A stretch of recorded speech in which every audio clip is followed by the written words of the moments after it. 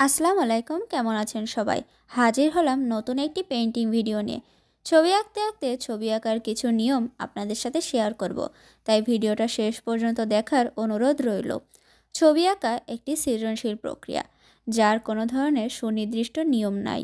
তবে কিছু কৌশল জানলে আপনার আঁকা আরও ভালো করতে পারবেন। ছবি আঁকার মূল উপাদান হলো রেখা, আকার, রং, আলো ছায়া, দৃষ্টিকোণ এবং স্থান। এই উপাদানগুলোকে বিভিন্নভাবে ব্যবহার করে আপনি বিভিন্ন ধরনের ছবি তৈরি করতে পারবেন। নিয়মিত অভ্যাস করলে আপনার হাতের দক্ষতা বৃদ্ধি পাবে। এতে আপনি বিভিন্ন ধরনের আকার, রং ব্যবহার করতে পারেন। আপনার চারপাশের জিনিসপত্র, প্রকৃতি, এমনকি মানুষদের খুব মন দিয়ে পর্যবেক্ষণ করুন। এই পর্যবেক্ষণ আপনাকে ছবি আঁকার সময় অনেকভাবে সাহায্য করবে। পেন্সিল, কলম, পেইন্ট, প্যাস্টেল কালার এবং বিভিন্ন ধরনের ডিজিটাল টুল এসব ছবি আঁকার জন্য ব্যবহার করতে হয়। বিভিন্ন মাধ্যমের সাথে পরিচিত হয়ে আপনি আপনার পছন্দের একটি মাধ্যম বেছে নিতে পারেন। এসব মাধ্যমগুলো আপনার ছবি আঁকতে অনেক সাহায্য করবে। অন্য শিল্পীদের কাজ বেশি বেশি দেখুন, সম্ভব হলে তাদের সাথে কথা বলুন, তাদের কাজ থেকে দেখে শিখুন। অন্য শিল্পীরা কোন মাধ্যম কিভাবে ব্যবহার করছে সেগুলো পর্যবেক্ষণ করুন। শিল্প সম্পর্কিত বিভিন্ন ধরনের বই পড়ুন। এরপর আসে রেফারেন্স ছবি ব্যবহার। আপনি যে ছবিটা আঁকতে চান তার একটি রেফারেন্স ছবি ব্যবহার করতে পারেন।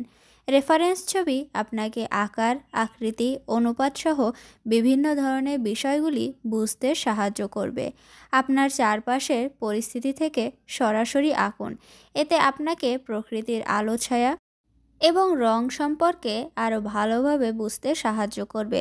সামনে একটি কাপ বা একটি বোতল রেখে সেটা পর্যবেক্ষণ করুন এবং আঁকার চেষ্টা করুন।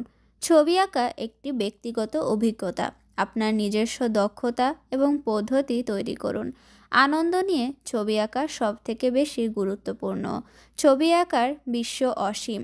আপনি যত বেশি প্র্যাকটিস করবেন, তত বেশি নতুন নতুন জিনিস শিখতে পারবেন, তত বেশি দক্ষতা অর্জন করতে পারবেন। আজ আমি একটি কেক বোর্ডের ওপর কাঠগোলাপ পেইন্ট করছি। বসন্তের শেষে এবং গ্রীষ্মের শুরুতে কাঠগোলাপ ফুল বেশি দেখা যায়। কাঠগোলাপ বর্তমান সময়ের সবচেয়ে আলোচিত একটি ফুলের নাম। কাঠগোলাপ পছন্দ করে না এমন মানুষ খুবই কম। বিভিন্ন কালারের কাঠগোলাপ পাওয়া গেলেও সাদা এবং হলুদ কালার মিক্সড কাঠগোলাপই বেশি জনপ্রিয়। তাই আজ আমি সাদা এবং হলুদ মিক্স কাঠগোলাপটাই আঁকছি। এর আগে আমি ছোট রাউন্ড কেক বোর্ডের ওপরে পেইন্ট করেছিলাম, কিন্তু আজ আমি স্কোয়ার কেক বোর্ডের ওপরে পেইন্ট করছি। এই কেক বোর্ডটা সাইজে একটু বড়।